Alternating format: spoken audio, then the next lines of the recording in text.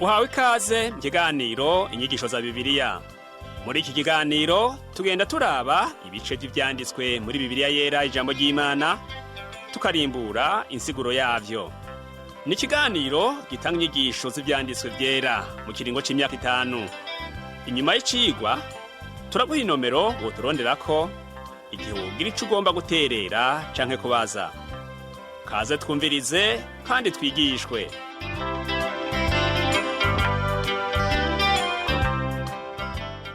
Mugenzi uriko uratwumviriza muri iki kigo cyacu c'inyigisho za Bibiliya, ndakuramukije amahoro y'Umwami wacu Yesu Kristo abane nawe. Uri kumwe na Pastor Samuel Nsabimbona sanzwe ndakigushikiriza. Mu cigwa giheruka twaraganiriye ibitari bike vyerekeye ingene Aburamu yashishikaye kuba akarorero keza i Heburoni aho yaba mu gushingira intahe Uhoraho. Twarabonye ingene yagiye kugwanya babami bari baje bava mu buseruko bagasibanganya ibisagara byo mu kiyaya cyo hafi y'ikiyaga c'umunyu, harimwo n'igisagara Loti yabamwo arico Sodomu. Ico gihe Loti umuhungu wabo wa Aburamu n'abandi bantu biwe ndetse n'ivyabo vyatwawe ari nyagano. Intambara ya Aburamu yari iyo kubohoza abafashwe mpiri.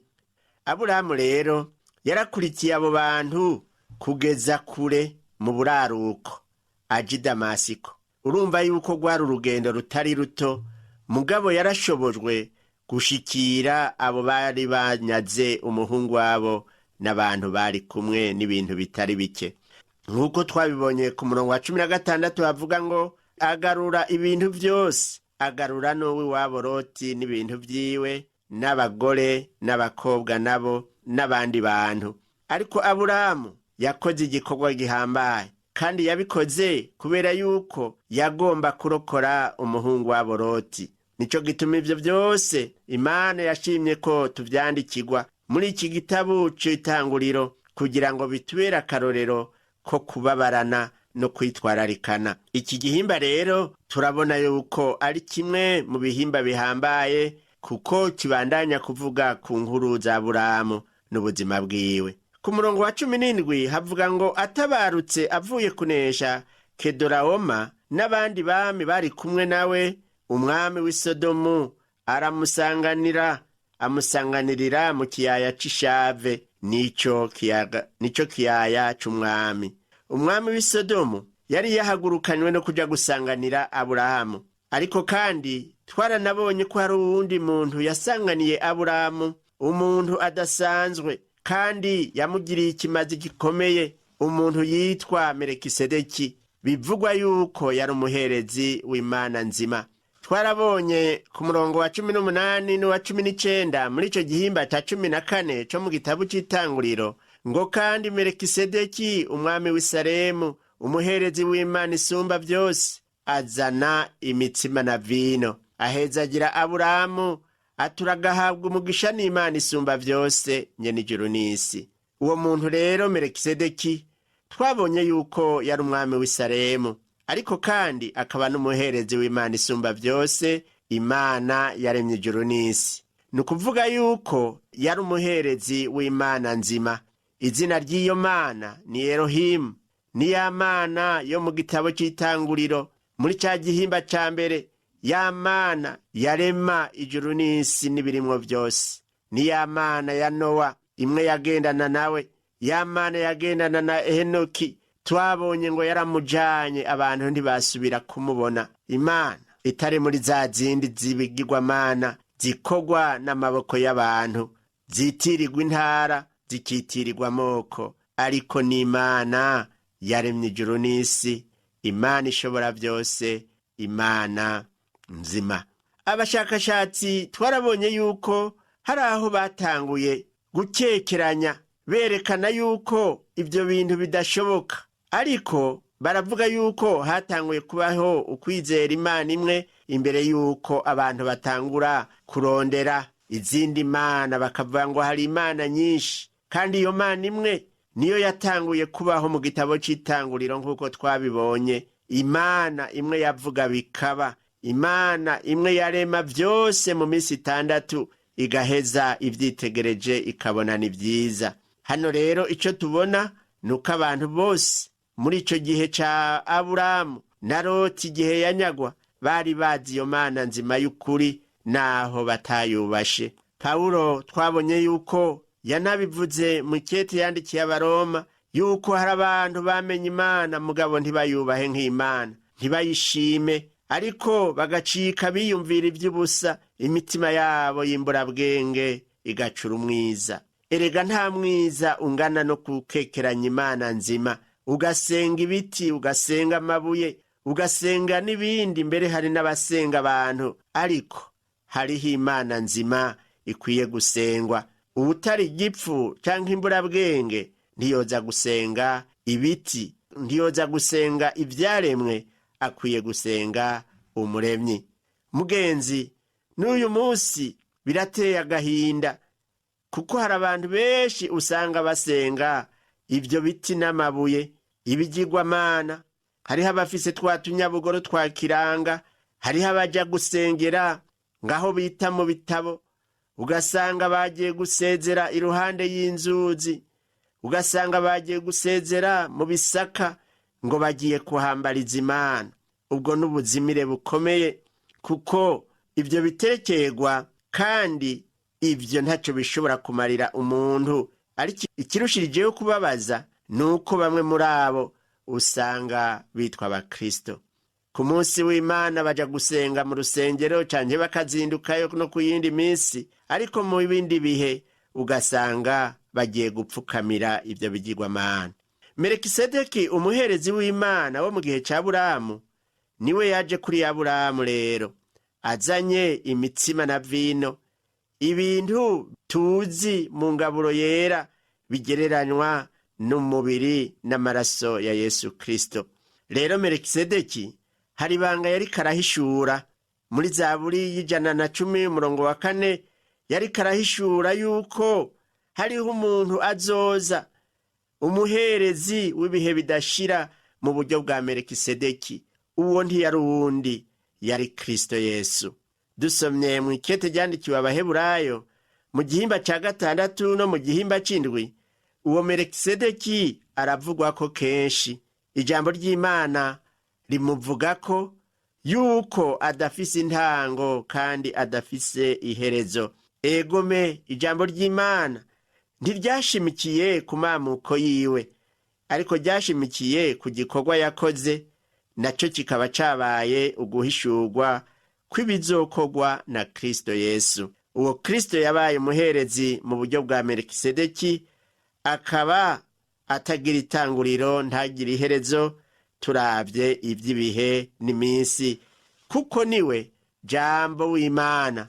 Uwijambo ry'Imana rivuga mu butumwa bwiza ko bwanditswe na Yohana mu gihimba ca 1 umurongo wa 1, ahavuga ngo mu ntango jambo yariho, kandi jambo yahoranye n'Imana, kandi uwo jambo yari Imana. Uwo jambo yari Imana ihoraho, ntagira itanguriro, ntagira n'iherezo.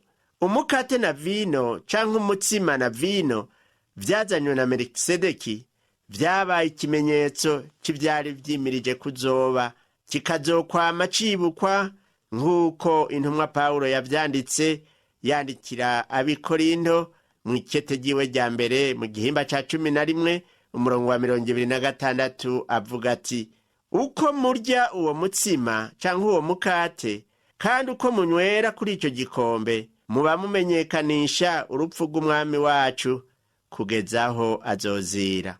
Ubuherezi bwa Melikisedeki bwabaye ubuhanuzi bw'ivy'urupfu rwa Kristo. Kubw'ivyo umuhezagiro yahaye Aburahamu wari ukomeye cane, kuko warimwo ibanga ry'Imana ry'ibizohoraho. Aburahamu yarahishuriwe ibanga ry'umugisha ryari mu muhezagiro wa Melikisedeki, nawe yarawakiriye mu kwizera. Ku murongo wa 23 tubona ko Aburahamu yabwiye umwami w'i Sodomu ko hari isezerano yasezeranye n'Imana yiwe yuko atazogira ikintu na kimwe cyo mu vyiwe azotwara, ngo naho koba akanyuzi, kugira ngo uwo mwami w'i Sodomu ntazohava avuga yuko ari we yatungishije Aburahamu. N'ubu rero turacyashishikara kuraba uburebure bwo kwizera kwa Aburahamu n'ukuntu Imana yarushirije kumugomwa. Turabe rero ivy'ukwizera kwa Aburahamu.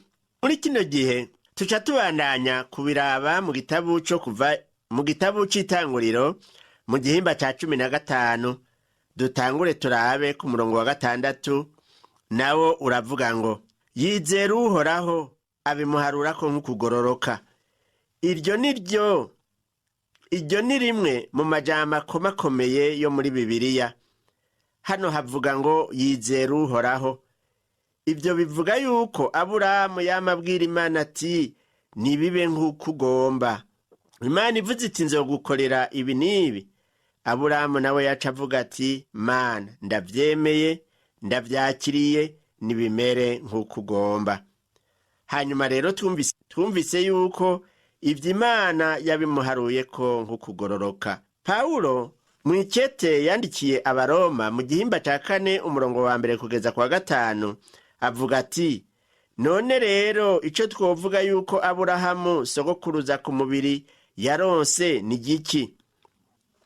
Iyo Aburahamu atsindanishirizwa n'ibikorwa aba afise ico yihaya, ariko imbere y'Imana ntaco afise. Ivyanditswe bivuga iki? Bivuga ngo Aburahamu yizeye Imana ibimuharurako nk'ukugororoka. Yamara ukora ingero yiwe ntiharurwa nk'ubuntu, ariko iharurwa nk'inyishu. Ariko udakora akizera yitsindanishiriza abatayubashe, ukwizera kwiwe guharurwa nk'ukugororoka. Ngo none rero ico twovuga yuko Aburahamu sogokuruza ku mubiri yaronse ni giki? Nukuvuga ngo uwo sogokuruza ku mubiri ico yaronse kijanye n'ivy'umubiri ni giki? Ivyanditswe bivuga iki? Bivuga ngo Aburahamu yizeye Imana ibimuharurako nk'ukugororoka. Uko kugororoka niko kutariho, ariko uko kugororoka niko Imana yaciye iharura ko kuhabaye, kuko habaye ukwizera. Yamara ukora ingero yiwe ntiharurwa nk'ubuntu, ariko iharurwa nk'inyishu. Iyaba vyashoboka yuko hari ico ukora kugira ngo ucagakiza, kumbura Imana yokaguhaye nk'iyikwishura umwenda igufitiye. Ariko rero mwene data, nta bundi buryo Imana yashizeho dushobora gukirizwamwo kiretse ubuntu bwayo. Umuntu akizwa kuko yizeye Imana, akemera Kristo nk'umukiza, akizera yuko Imana yatanze ako gakiza ku buntu. Ariko udakora akizera yitsindanishiriza abatayubashe, ukwizera kwiwe guharurwa nk'ukugororoka. Hano turumva yuko ari ivy'udakora kandi ni kubatayubaha.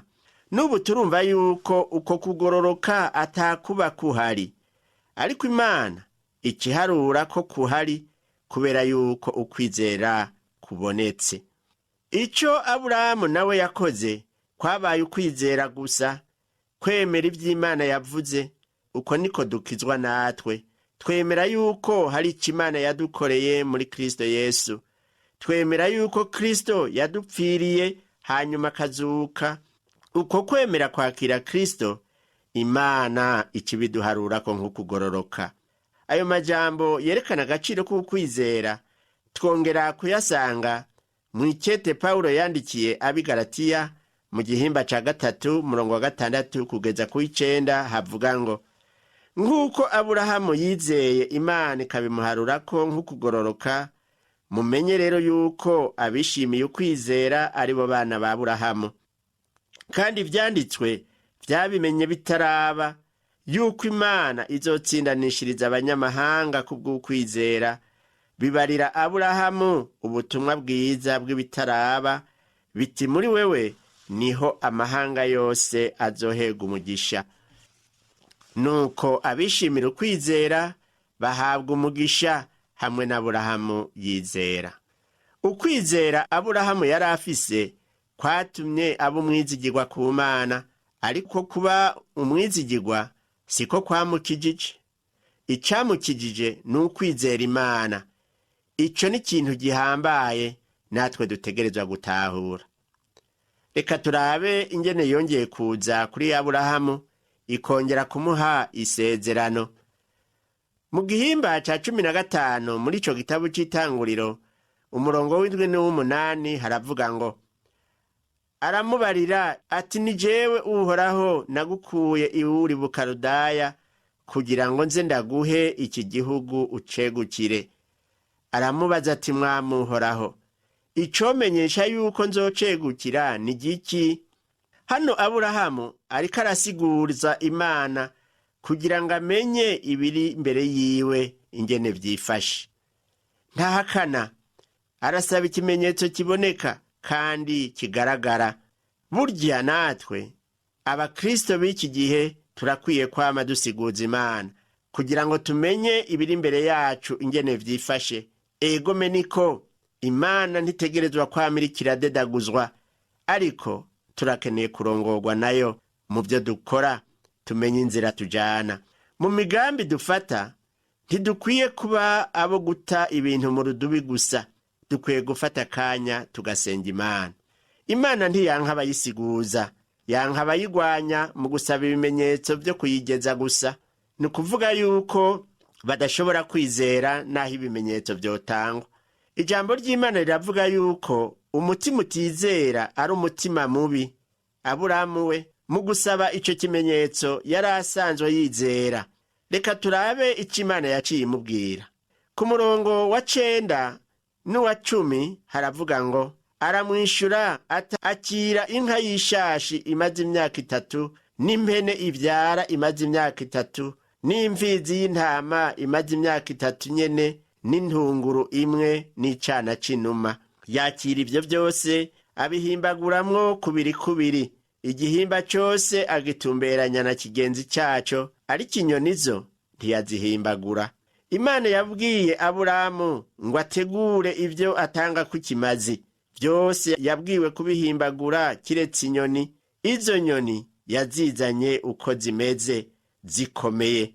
Ibimazi nk'ivyo vyari bifise insiguro ikomeye mu mategeko y'ico gihe. Vyari nk'ivyabona vyemeza amasezerano abaye hagati y'abantu babiri, nka kurya duhora dutora ivyabona vyo gutera ibikumu ku mpapuro z'amasezerano. Muri ico gihe niyo umuntu aguze ikintu n'uwundi baca bategura ikimazi muri ubwo buryo. Uwo wari umugenzi ukomeye muri ico gihugu Aburahamu yabamwo. Mu gitabu c'uwavugishwa n'Imana Yeremiya mu gihimba ca 34 umurongo wa 18 haravugwa ivyerekeye amasezerano aba muri ubwo buryo. Havugwa ngo, kandi nzotanga abantu baciye mu isezerano ryanje, hamwe bahimbaguramwo kubiri imasa bagaca hagati y'ibihimba vyayo. Birumvikana yuko uko ariko abantu bagiriranira amasezerano. Aburahamu nawe Imana yarabimutumye aca arabinyarukana. Turabe muri ico gihimba ca 15 ku murongo wa 11 mu gitabu c'Itanguriro havuga ngo, ibisiga vy'amero vyaje ngo bigwe kuri iyo mivyimba, Aburahamu akabigurura. Aburahamu amaze kubitunganya, akirorereye Imana, ibisiga vy'amero biraza kugwa kuri iyo mivyimba. Nawe yaciye ashiruka umwete wo kuvyirukana kugira ngo ntibimwononere ishikanwa. Abamubona bose baramenye yuko hariho umuntu arindiriye, bategerezwa kugiriranira amasezerano. Wamengo arindiriye umuntu, none yanse kuza canke yatevye. Ariko Aburahamu ntivyamuciye intege, kuko yarazi yuko Imana itabesha. Ku murongo wa 12 havuga ngo, ku kirengazuba Aburahamu itiro riramuhwikira, asinzira ubutikoma, maze ubwoba butewe n'umwiza w'umuzitanya buramufata. Aburahamu ico gihe yafashwe n'itiro ry'ubutikoma. Byari bitangaje ingene Uhoraho yahwikije Aburahamu itiro, kandi hari hageze yuko bagiriranira amasezerano. Ariko twomenya yuko ryari isezerano ridasanzwe. Imana niyo yafashe ingingo y'ingene iryo sezerano riza kubaho. Imana niyo vyabonetse yuko ikwiye guca muri ivyo bimazi, kuko hariho ico yari yaremereye Aburahamu. Mbega murumva ibanga riri muri iryo sezerano? Ico ryari ritandukaniyeko n'ayandi masezerano nuko uwari yemeye ikintu ari umwe, kandi mu yandi masezerano hama haba impande zibiri. Uruhande rumwe rukagira ico rwemeye, urundi rukagira ico rwemeye. Ariko muri iki gihe ca Aburahamu n'Imana, Imana yonyene niyo yasezeranye kandi niyo yemeye. Ibyo nivyo vyabaye aho Imana yatuma umwana wayo Yesu Kristo. Urukundo Data wa twese wo mw'ijuru yadukunze niko rwatumye itanga umwana wayo w'ikinege. Uwo mwana nawe yaremeye gupfa kubw'ibyaha by'abari mw'isi, no kuvuga ibyaha vyacu twese, kugira ngo uwumwizera wese ntazapfe rubi ariko ahabwe ubugingo budashira, nk'uko tubisoma mu butumwa bwiza uko bwanditswe na Yohana mu gihimba cya 3 umurongo wa 16. Ico gihe Yesu Kristo yaza akaja ku musaraba, tweho siho twari turi, ariko Data wo mw'ijuru na Kristo umwana wiwe niho bari. Haleluya. Na Burahamu nta na kimwe yari afise yemerera Imana. Iyo Imana ivuga iti nzogukorera ibi n'ibi, niyo wasenga imisi yose mu gicugu, vyari kugenda gute yibagiye ijoro rimwe gusa? Erega iryo sezerano ryari guhava ripfa rigahera mu nzira. Noneho Imana nta kindi dusaba atari ukuyizera gusa. Bene Data, twizere Imana. Nshuti yanje uri kuranyumviriza, wizere Imana, wizere ivyo yakoze, kuko ukwizera niko gakiza. Vya bimazi vya Burahamu rero Imana niyo yabiciyemwo. Erega Imana niyo yatanze isezerano. Umurongo wa 13 uravuga ngo, Uhoraho abarira Aburahamu atumenye neza yuko uruvyaro rwawe ruzoba inyambukira mu gihugu kitari cabo, kandi bazokorera bene co, nabo bazobagirira nabi imyaka 400. Ijambo ry'Imana riravuga yuko ubwoko bw'Abaheburayo buzokurwa mu gihugu cabwo gatatu. Iryo rivugwa ngaha ryari rirya rya mbere. Biranditswe kandi yuko bazosubira mu gihugu cabo. None ico gihe ca mbere barasubiye bavuye muri Egiputa, mu nyuma baratwawe. Biranditswe kandi yuko bazosubira mu gihugu ca Egiputa, kandi ico gihe ca mbere barasubiyeyo bavuye muri Egiputa. Mu nyuma baratwawe n'abantu b'i Babuloni nk'inyagano, kandi nyuma yaho barasubiye mu gihugu cabo. Umviriza rero, mu mwaka wa 70 Yesu amaze kuvuka, igisagara ca Yerusalemu carasambuwe, hasigara hanuka urupfu gusa. Aho rero baciye basanzara ubugira gatatu, kandi kugeza n'uyu munsi ntibarashobora gutahuka bose ngo basubire mu gihugu cabo. Ntiduhendwe n'abari muri ico gihugu uyu munsi. Ijambo ry'Imana riravuga yuko hazogera igihe bagatahuka bose neza, kandi ico gihe nta n'umwe atazobimenya. Umurongo wa 14 n'uwa 15 uravuga ngo, maze iryo hanga bazokorera nzoricira kwiteka, ariko amaherezo bazorivamwo bakuyeyo ubutunzi bwinshi. Ariko weho uzohambya basogokuruza amahoro, uzohambwa wisaziye neza. Igihe bava muri Egiputa batahutse bafise ubutunzi bwinshi, ariko batashe basanze atawukiriho ngo abibone. Umurongo wa 16 uvuga ngo, kandi abuzukuruza babazovayo nibo bazogaruka ino, kuko kugabitanya kw'Abamori kutaruzura. Imana yabwiye Aburahamu iti sinzoshobora kugushira muri iki gihugu ubu, kuko n'Abamori ndabakunda, ngomba ndabahe akaryo ko kuzompindukirira. Imana yabahaye umwanya ngo irabe yuko boyihindukirira bakayizera, ariko umuntu yayihindukiriye n'umwe gusa, nukuvuga wa mumaraya w'umunyakanani ariwe Rahabu. Uwo mumaraya yarahindukiriye yizera Imana. Ikimana isaba nuko tuyizera gusa.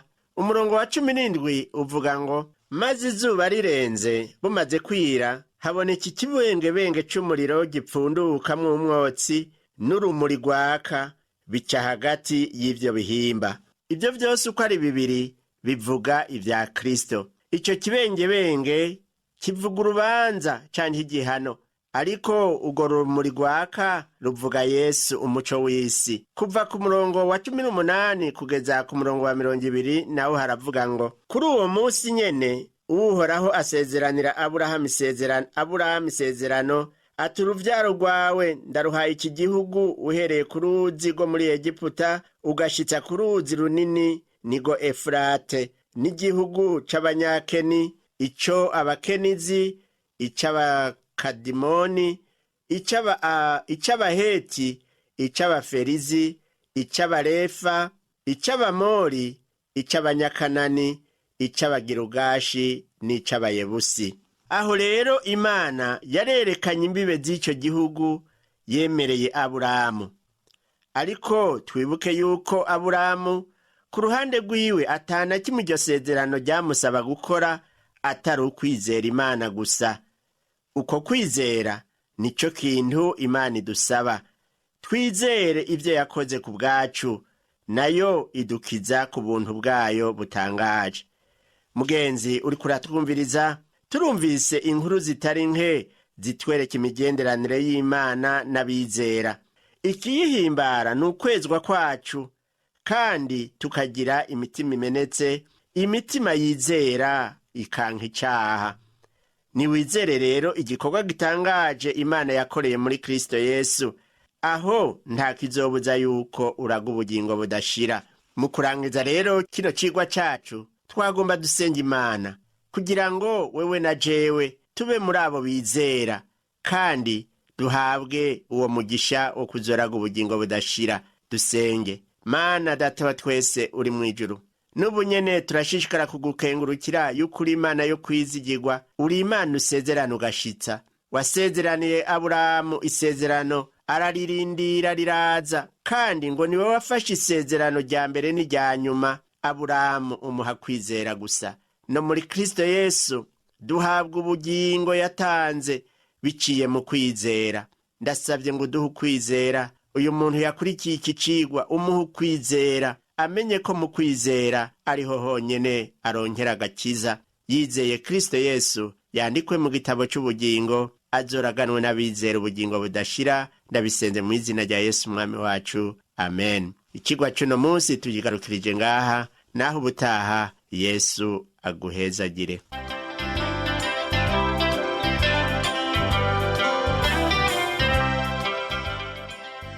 Wakoze kumviriza icigwa c'ijambo ry'Imana c'uyu musi.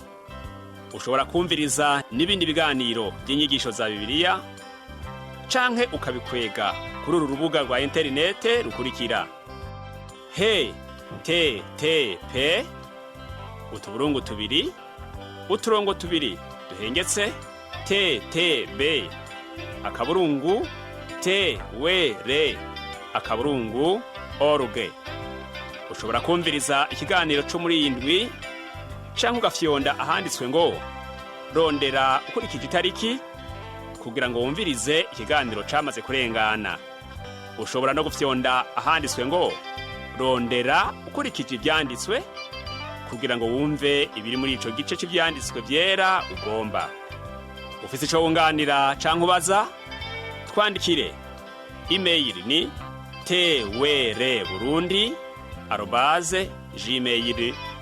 twr@gmail.com.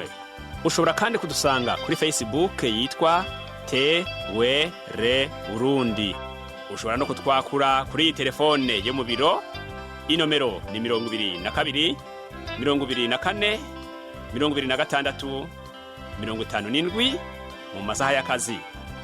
Canke kuri telefone ngendanwa, inomero ni 69 67 12 77